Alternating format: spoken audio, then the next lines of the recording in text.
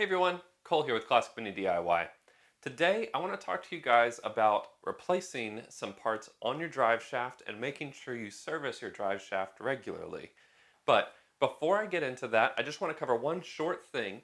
I'm really excited to share with you guys. I have officially launched a legit merch store. It has really high quality shirts with some cool designs that my wife made and my logo and all sorts of other stuff, as well as stickers that are available for you guys if you want to show your support and put it on your toolbox or something like that. But I'm really excited about it. The URL should have popped up above my head, but it's merch.classicminidiy.com. But check it out. Hope you guys like what I'm selling. And to celebrate the launch of the store, I am doing a grand opening promo. You'll get 10% off any order of any amount. All you have to do is use the grand opening coupon code that should be showing up here. But I'll be adding stuff to that merch store all the time. I'll be having more stickers, lots of cool designs for mini stuff. It's not just going to be my logo and stuff, so keep an eye out on that. I'll let you guys know when I launch new stuff. But enough about that. Let's get into the actual DIY stuff today. Now, some of you know this already, but a couple days ago I had a live video because my drive shaft coupling system fell apart while I was driving on the car. Now, the knee-jerk reaction for most people when they hear something like that is that it's like some catastrophic thing on your car.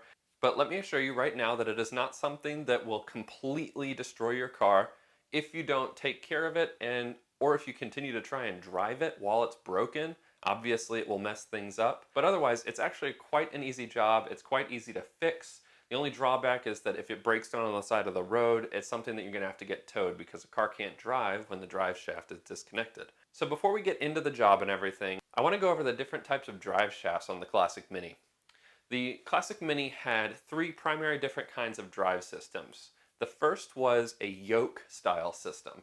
And you'll see some pictures popping up on the left side here that should kind of help you understand what I'm talking about. But the yoke style system was the first, and it was this rubber yoke that went in between two drive shaft flanges. And so when your wheel would turn, the whole yoke system would connect those two parts and the wheels would turn. And it's really quite simple, but it's bulky, it's big, and it wears down over time. It's something that has to be serviced pretty regularly. And then a little bit later on, they kind of revised the yoke system and changed it to using nylon cups, which you'll also see on the left side here. This is what's on my car now, and it's actually what failed. And I'll go into why it failed in a little bit, but the main thing is that this newer, improved version of the yoke style drive shaft allowed the whole system to be compacted a little bit. It made more room for bigger exhaust pipes. It made more room for just about everything. It also was much more resilient and it lasted a lot longer. Now, the next type of drive shaft was actually introduced on the Cooper S models, and this one was not around very long, and it didn't stick around because they ultimately modernized the whole drive shaft system. But this one is called a Hardy Spicer joint. And to reiterate that, it's not Hardy Splicer, it's Hardy Spicer. I said that wrong for the longest time, and I'm hoping by telling you this now, you won't look like such a boob when you say these things like I did for so long. But the Hardy Spicer joint was very similar to the yoke system. It had a center yoke, but the whole coupling system was a unit. It didn't separate at the yoke. It actually separated on the flange in between the drive shaft and the engine. So you have your engine here with a flange coming out, then you have another flange that goes on, bolted on. This system is very, very strong. It's all solid metal. But the drawback is that generally speaking, it's louder than the other two drive systems. And also, while this drive shaft system is stronger and probably more suited in general for racing, it was often prone to leaking because the flange coming out of the motor had one single bolt inside the flange. And from that bolt, you would get oil leaks because there's a seal behind it. And with all the rotations that it's doing constantly, it just wore down. It's something that it was just kind of a weakness associated with these Hardy Spicer joints. But the trade-off is that you have a much stronger drive shaft system. Now, the final system that ended up on the Mini was a CV joint or a pot joint. This is very similar to a modern car and the drive shaft coupler that you would find on a modern Subaru or Volkswagen or whatever. And overall, this is probably the most desirable of the drive shafts because it really nicely balanced strength and reliability. And servicing the CV joints or the pot joints was also much easier than the rest of the drive shaft systems. Now, when I do the big engine head job that I want to do later on in a few months, I will be pulling the motor out of the car, and I am 90% sure that I'm going to be changing my drive shaft system from the Yoke style to the CV. I just don't want to have to service it as frequently, and I want a little bit less headache associated with my car because there's already enough stuff that goes wrong on a Mini that I would love to remove one of those things from the potential things that could break. But let's get back to the Yoke system and let's talk about why it failed on my car and how you guys can prevent it from failing on your car in the future. Now, I put this Yoke style system with the nylon cups instead of the rubber style Yoke in my car about 3 years ago, give or take. You should see a thing popping up in the corner. I did a public service announcement back when I kind of just started this channel. It was newer. And I was talking about the importance of checking your drive shafts and making sure everything's tight, making sure nothing's broken, because if it does break, it can lead to a kind of catastrophic failure of the car where you can't drive it. And so unfortunately, like a dummy, I didn't follow my own advice. And it's been about 3 years, and really these yoke style joints, and honestly all the drive shafts should really be inspected and potentially serviced every 2.5 to 3 years. If you don't do that, you run the risk of having a failure like I did here. This would have been easily avoided had I gotten underneath the car and simply checked the bolts to make sure everything was nice, tight, and fitting properly. And then had it not been, I could have tightened it, prevented this. But lucky for you guys, it broke, so I can show you guys how to fix it on your car. Now the angle at which I have to film this stuff is kind of difficult. I don't know how much I'm going to be able to show you of taking it off, but I'll dive into it in detail on my bench over here so you can see how the system goes together and then how to put it all back together. This video is only going to be covering the disassembly and the removal of these. I am waiting on the parts from 7 Mini Parts to arrive. They sell an awesome kit for about 120 bucks if I remember correctly. And this kit is for both drive shafts. It covers the whole car, everything in the front that you need to replace the rubber style or your existing nylon cups with new ones. So let's head out to the car, let's take it out, and then I'll show you guys how it all goes together. All right, so first things first, we need to get all of the old broken stuff out of here. Now, it's pretty difficult to show you guys this the spot under the car without a lift. What we're looking at here is the output flange that comes off of your transmission. And then on this side over here, we have the drive shaft and the part that is coupled with the yoke that sits in the center here. Now, as you can see, there's a lot of missing stuff here. This U-clamp doesn't do anything anymore because it's not connected to anything. So what we need to do is get in here and take all of this stuff out. So unfortunately, I can't get under here with the camera at the same time. So I'm going to disassemble all this stuff and then I'll bring it out and I'll show you guys the damage and exactly what I'm working on here. Alright, so now before we get started going into all of the stuff that kind of makes up this yoke system, I want to show you guys something that's really cool. It's that this whole job, you look at this and you say, oh, I have this drive shaft coupling that I have to take apart. My whole drive shaft has to come to pieces, blah, blah, blah. It sounds huge. It sounds like a majorly big job.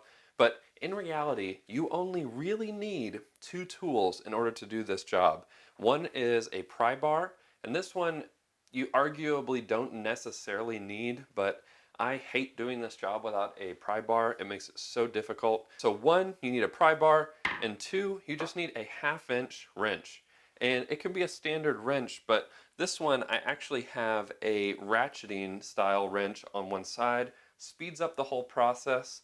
And then even better, you can use an electronic one for some of the bolts. Some of them are too hard to get to, but in reality, all you need is 2 tools for this job. It's really great. And then to put it back together, you still only need these 2 tools. So that's pretty neat.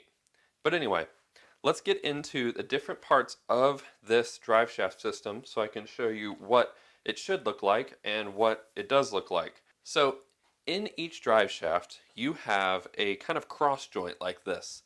This cross joint is the centerpiece between the two flanges. So you have one flange that comes out of the motor and clips onto this side of your cross joint. Then you have another flange on the wheel side that comes and clamps onto this side of the joint. So you have these like two opposing forks coming together and meeting and creating a union. Now you can't mount your flanges directly to this joint, so in this scenario, what you have are your nylon cups that go around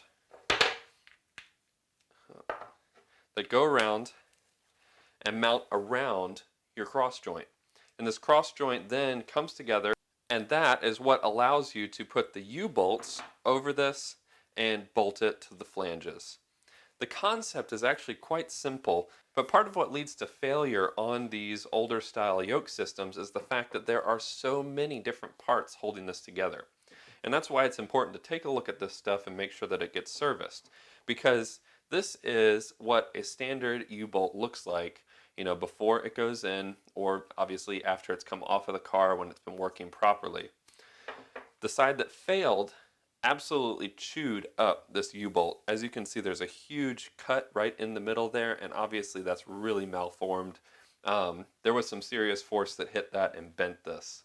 So in addition to that, this is what a standard nylon cup looks like when you get it. This one's a little warped just because it's had a lot of stress on it. The wheels have been spinning. But if you look at this, it is in relatively good shape. This is what they look like after they came off of the car and after that side failed. It just chewed these things to pieces. So there's a lot of force going on down there. Obviously, all the power of your motor is driving those wheels in the front of your car, and all that power has to go somewhere if it gets disconnected. Now another reason that these nylon style cups are so much better than the rubber style that came on the car originally is that inside these nylon cups is a small metal piece here. And this metal piece actually has roller bearings inside it. So these roller bearings, if I can take this apart, I can show you. This gives the nylon cup system the ability to move like so on the drive shaft. Obviously it's not moving that much, but you're getting some wiggle as the thing's spinning, and that allows for a little bit more even wear and doesn't force the drive shaft into any single position while it's running. So you can see in there we've got roller bearings. I took the rubber dust cover off of this thing, but these roller bearings give it that extra wear point, and when you're replacing these things, that's actually the part that you need to service. The nylon cups can actually live on, assuming they're not chewed up like this one, you can keep replacing and reusing the nylon cups. You can actually just buy this unit right here. Let's take all this apart. I can show you.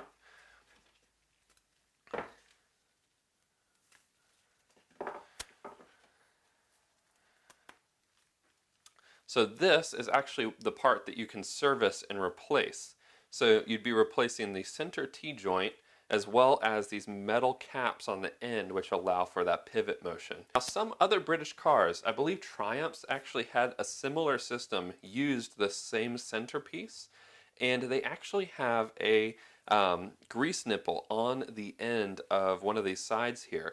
And if you have one like that, if you purchase a center part like this after you've already gotten these nylon cups, you can actually service the one that's already on there by adding grease, and it fills these end caps through the holes that are on the end of your cross junction.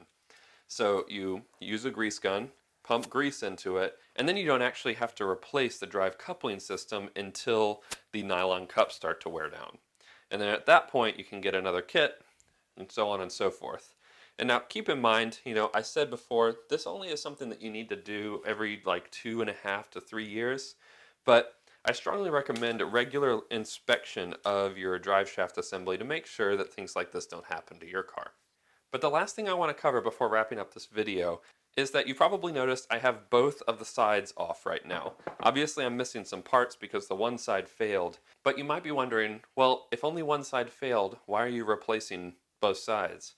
And technically, you don't have to replace both sides, but it's something that I would strongly recommend for two reasons. One, getting under and doing this job is not pleasant. Obviously, you're underneath the car, and getting these U-bolts on and off is kind of frustrating. And number two, I like having symmetry on the parts that I've replaced. So this way, I'm not going to have one coupling that's 3 years old and one coupling that's brand spanking new. This way, I know for sure I have two. I'll have two brand new couplings holding everything together. And then I know for sure in 2 years, when I get down under the car and service it again, that it's definitely going to both need to be serviced at the same time, and they're both aging at the same rate. And and on top of that, the kit that 7 Mini Parts sells is a full kit. It comes with both sides, so there's no reason not to just go ahead and replace both. But that's it for Classic Mini DIY today. Once I get the new parts in, I'll bring you guys back out here. We'll put it all back together. I'm going to see if I can find a way to lift my car up higher than it currently is, and then maybe I'll be able to show you guys a little bit easier how to put all of the stuff back together, at least maybe on one side. So thanks so much for watching. Again, check out the merch store. The link is popping up here on the top again. If you have any questions, post them in the comment section below. Otherwise, enjoy those minis and motor on.